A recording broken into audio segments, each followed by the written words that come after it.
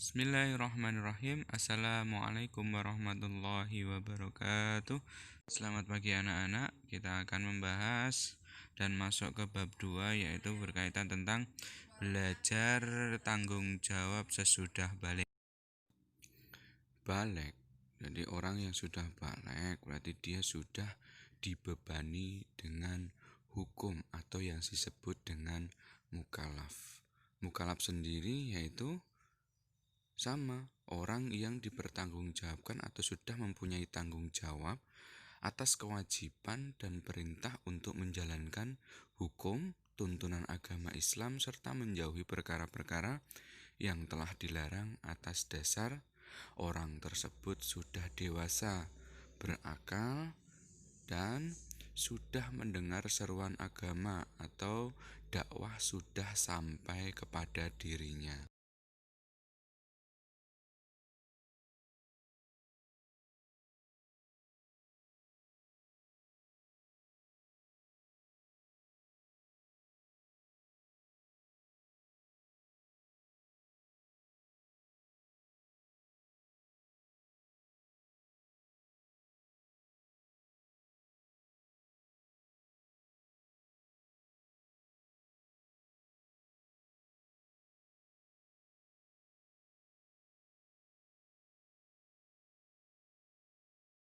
Sebelumnya, apakah kalian sudah memahami apa itu balik?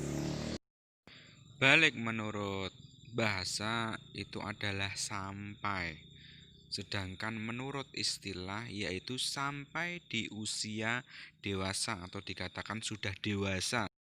Orang yang sudah balik mempunyai ciri-ciri sebagai berikut. Untuk perempuan, mereka sudah haid atau menstruasi. Untuk laki-laki, mereka sudah mimpi basah. Apabila tidak mengalami haid atau mimpi basah, sudah berusia 15 tahun. Itu menurut ahli fikih. Untuk detail secara lengkap, mari simak penjelasan berikut ini. Haid.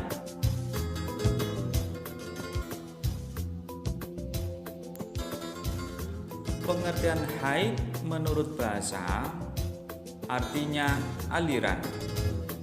Sedangkan haid menurut istilah adalah darah yang keluar dari rahim seorang wanita pada waktu-waktu tertentu yang bukan karena disebabkan oleh suatu penyakit atau karena melahirkan.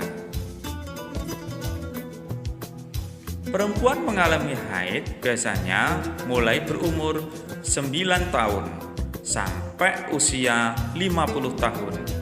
Setelah berumur 50 tahun, kemudian tidak haid lagi, maka peristiwa tersebut dinamakan masa menopause atau ketika perempuan itu sudah tidak akan mengalami haid lagi. Sedangkan waktu haid bagi perempuan setiap bulannya itu terjadi sehari sampai paling lama 15 hari. Sehingga jika setelah 15 hari masa haid itu berlangsung, maka itu disebut istighadah. Dalam masa istighadah, maka seorang perempuan dianggap suci dan harus menunaikan semua kewajiban-kewajiban seperti sholat, puasa, dan lain sebagainya. Bagi perempuan haid dilarang untuk melakukan beberapa hal berikut. Yang pertama, sholat. Yang kedua, puasa. Yang ketiga, tawaf. Yang keempat, iktikaf. Dan yang kelima, menyentuh atau membaca Al-Quran. Adapun mimpi basah bagi laki-laki itu dalam istilah bahasa Arab disebut ihtilam. Mimpi basah terjadi pada saat tidur. Kemudian ketika terbangun sudah mengeluarkan cairan yang disebut dengan sel jantan atau sperma. Mimpi basah ini sebagai tanda kalau laki-laki tersebut sudah menginjak masa balik. Saat mimpi basah, seorang laki-laki dalam keadaan hadas besar atau junub. Hal-hal yang dilarang saat junub bagi laki adalah 1. Melaksanakan sholat, 2. Tawaf, 3. Menyentuh Al-Quran, dan yang keempat iktikaf. Bersuci dari junub adalah dengan cara mandi wajib atau mandi besar yang akan diterangkan di bab berikutnya.